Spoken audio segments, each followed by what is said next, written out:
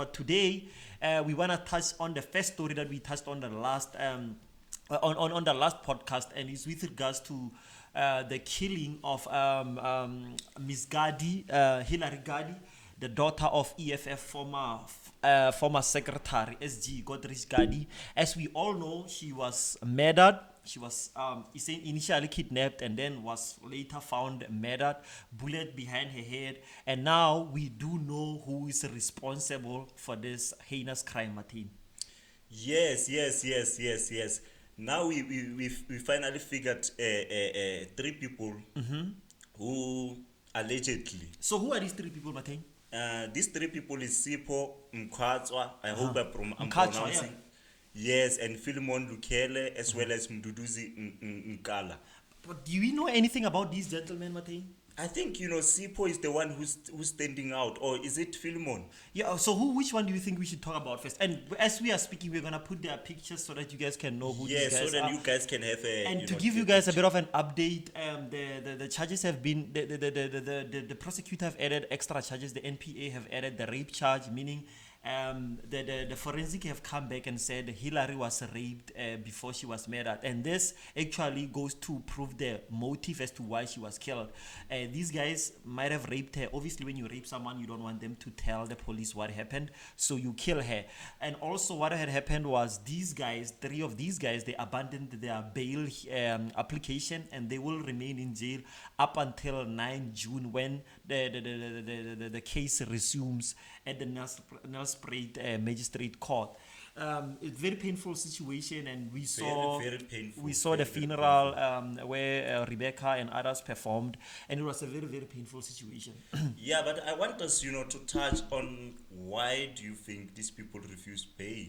Because first thing first is to apply for bail. Yes. In most cases. Why do you think these guys, jumped in and say, we're gonna refuse that bail, and then we're gonna focus on waiting for the date where we finally first thing first, I would like to say I don't think they were gonna get bail because of the nature of the crime that they committed. But knowing South Africans, we usually let people out. But they were, in my opinion, they were flight risks, and they were a danger to the community. So I think they were not gonna get bail anyway. But I think they abandoned it specifically because they are afraid of getting out, because EFF is very, very mad at these people, and Malema has said if these people were not caught by the police, he didn't know what he was going to do to them. So I think that had something to do with them abandoning their bail application. Yeah, I think I support you on that.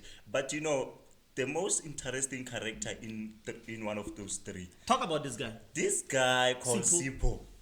Yeah, this guy is the most interesting. So what can you tell us about Sipho, Mama Matain?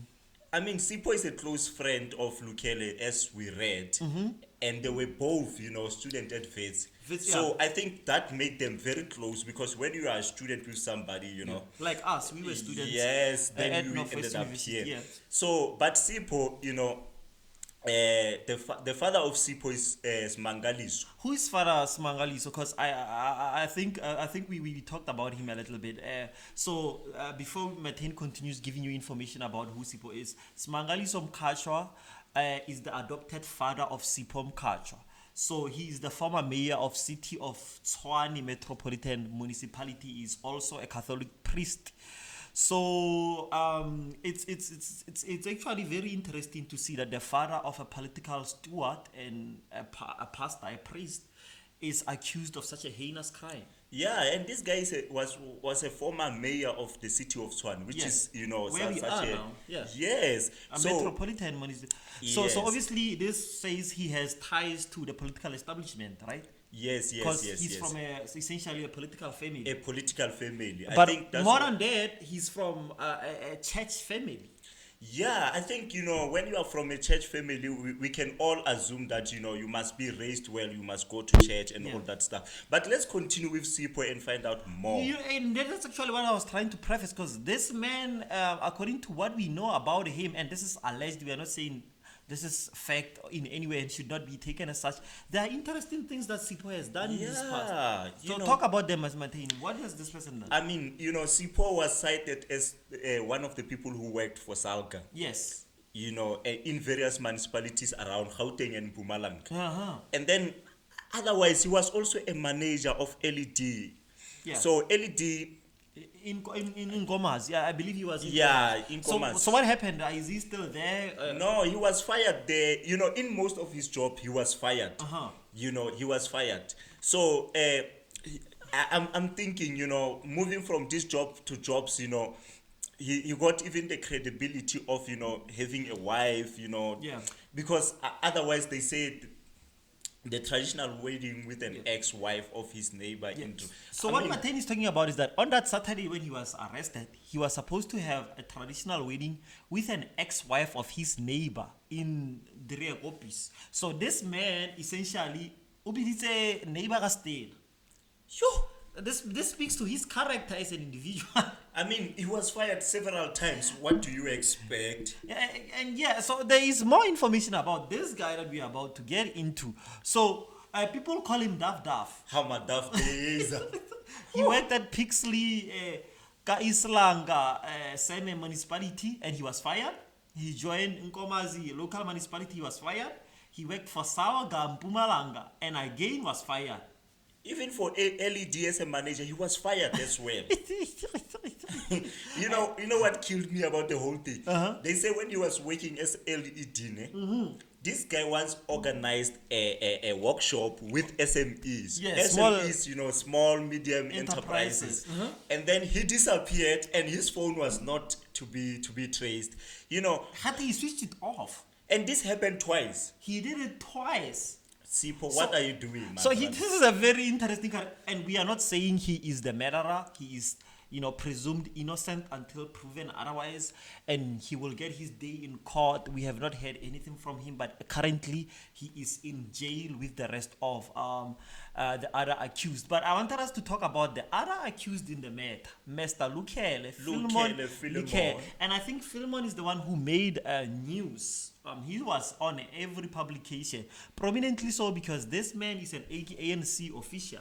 He has an official job in government, Mateo. Can you tell us about Philemon? No, man, Philemon is just a 39-year-old, He's an ANC member in Mpumalanga. But interestingly so, he's not just an ANC member. He's there also a member of People's United Democratic Movement, and this is an opposition party in Swaziland. Swaziland? Yes. According to the news that we've read, this man is exiled to South Africa, meaning he is wanted in exile. He's a political prisoner in South Africa. But then the fact that he spent over 15 years in ANC. Meaning he has long left Swaziland a long time ago, and this explains why he's actually established his entire life in South Africa. I mean, the man has various student accommodations, he has B&Bs and all of those things. Okay, so it's no longer politics only. It's to do about politics and business into it as well. He's a businessman. I mean, everyone who is in politics nowadays is a businessman, and I think we have seen various politicians obviously owning different businesses. But prominently also, what we learned about this guy is that he was arrested at his own guest house at West Acres, and it's believed to be where Hillary unfortunately was killed. And also his car was reportedly used to dump the body, and honestly dumped it so very idiotically, but also honestly it's helpful to the family and South Africa as a whole, the EFF, to find Hillary, because now we can actually investigate what happened to her. But what I am interested to see when this trial resumes, or it's not a trial, when this matter now currently resumes on the 9th of July, is to see their conditions, because these people have made allegations that they've been tortured while in custody of the police.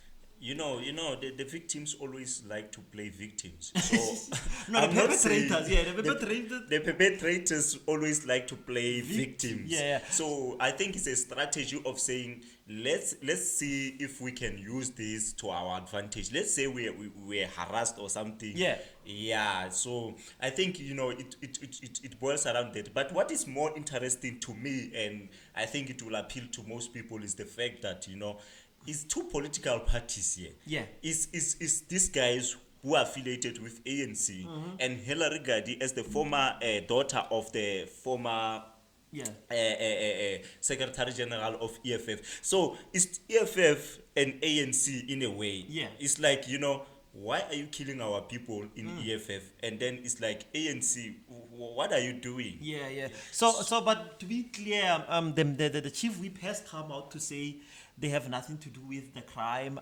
They were very shocked to learn about this man's involvement in the crime, and actually, he's also now, I believe, suspended from his official post as senior researcher in the chief whip's office. So the ANC has actually distanced themselves from this man, and honestly, we will hear. I mean, these people are their age ranges from 39 to 52. These are old people. Yeah, they've been in the game for a very long time. That is why when they mentioned that this guy, was it Sipo, was the president of SRC at Faith? I know it was Philemon. It was Philemon. Yeah. So obviously we cannot trace that because it means it was long time ago. Yeah. A long it time. means- I think it was around 2004, 2003 when he was. Yes. I mean, that's when I was starting. For me personally, I was starting grade 1 in 2003. So it was really a long time ago. But yeah. Like I said, the matter will obviously resume resume on the 9th of June, which is essentially not a month from now, and we will see what happens. We'll see what happens when this matter resumes, and I hope and I believe everyone in South Africa hopes that we get like a conclusion that will satisfy the family, and then we know what happened to Hillary Gandhi. But